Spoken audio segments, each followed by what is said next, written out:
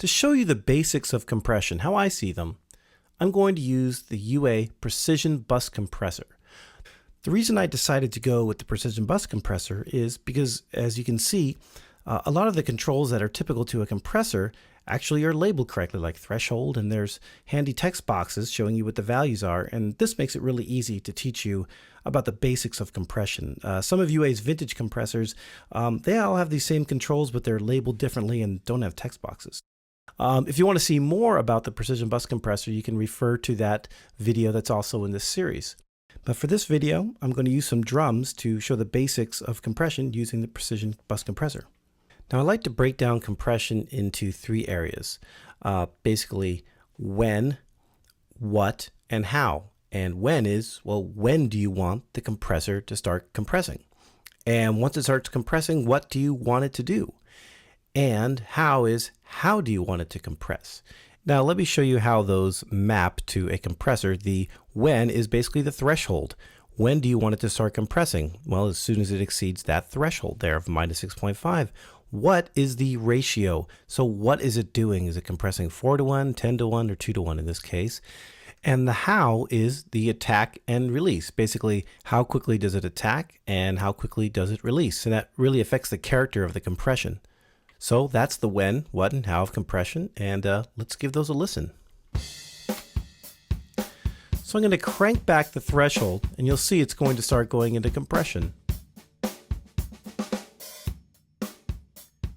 The gain reduction meter has a meter as well as a digital readout, so you can see the exact amount of gain reduction that you're getting, which comes in handy.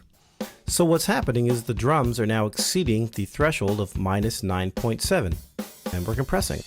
So that's when it's kicking in, when the threshold exceeds minus 9.7. The what is the 4 to 1 ratio here. So 4 to 1 basically means that for every 4 dB past this threshold of minus 9.7, it's only going to let 1 dB out. So say if only 1 dB went past the threshold, it's only going to let 1/4 of a dB out. Of course, if it's 10 to 1, it's going to let a lot more out. But now if you notice, I changed it 10 to 1 and the threshold there changed. That'll be explained more in the Precision Bus Compressor video. Okay, so that's the when and the what, and the how is now attack and release. Now, a fast attack will grab the transients, as we call them, because these are drums and the transients are very quick signals. It'll grab them right away and compress them, and you can hear that, as opposed to a slow attack. You can see the volume went up a little bit. There's a lot less compression here, because a lot of those transients are passing right through, because you have a over 30 millisecond attack time. So that's 30 milliseconds that the transients can get through before the compressor wakes up and says, hey, I gotta do some compressing. So if you want to try and limit things a bit, keep things under check, you want to get that attack a little faster. Now the release control, basically once we are compressing and the level drops below this minus 9.7 threshold, the release control tells the compressor how to release control of the signal, basically how to stop compressing. And you can hear how the sound opened up when I used a faster release setting. Typically, you want to time the release setting to the music. So the compressor is releasing before the next large signal comes up, so the track doesn't sound overly compressed. So you can hear I've got it timed pretty well there. So it's compressing, but it's releasing before the next big hit comes. So let's see what it sounds like if I slow the release way down.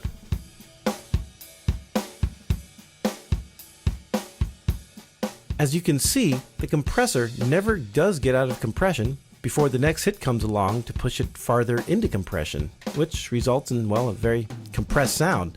So we'll have to speed up the release. Now what I'm looking for is a setting that works with the timing of these drums, because I want transparent compression. So that's what's important with a release setting. Just think about the timing of the music to help you find the right setting. So we're getting about 3 dB of gain reduction. Let's turn down the threshold a little more and get a little bit more gain reduction. I'll show you a trick I like to do with compression. And that involves the makeup gain I'm going to slow down the attack a little bit too here. So we're getting 5.4 dB of gain reduction. Here's the input signal. Here's the output signal. So let's turn off the compressor and hear the difference. You can hear that the uncompressed signal is louder than the compressed signal, so that can be fixed easily with the output level control. We can now add about 5 dB of gain, and we won't be really any louder as far as the peak value, because we don't want that peak getting up there. But you can see the peak values here, and we are a little bit above, so we'll back that down just a little bit more. So you want to use the gain reduction meter as a guide to where to set the output level. They don't always match perfectly, but you got to use the meters too. So we're pretty close, input and output, but now listen to the difference.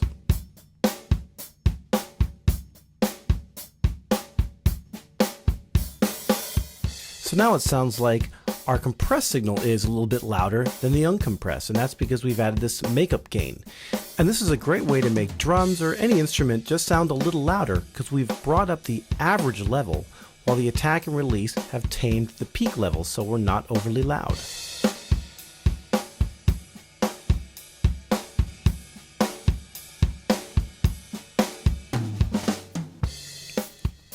Now we're going to take a little look at the Logic compressor so you can see how it compares to the UA compressors.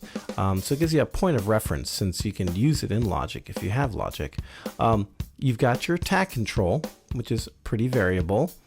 You also have a release control. And like some of UA's compressors, there is an auto release, which helps with some of the guesswork. It's got a ratio slider as well. And it's got this handy readout, which is nice. So you can actually see the effects of increasing the ratio to where it becomes a limiter. And another thing that I'm going to bring up in some of the videos is the knee. And the knee basically is a transition from uncompressed to compressed. And there's really two main types. There's a hard knee, which is more like a limiter, so it quickly goes into compression, really getting those peaks. With this Logic compressor, you can actually get a variable knee until you get to the soft knee. So the soft knee gently eases into compression. Only drawback there is you might have some transients get through. VCA compressor like the VCA VU, a FET compressor or field effect transistor like the 1176, or an opto compressor, which would be the LA2A and LA3A. So it's a pretty versatile compressor. So now that you know the basics of compression, I'll be applying these concepts to Universal Audio's vintage compressors in the following videos. So stick around for more informative compression tutorials.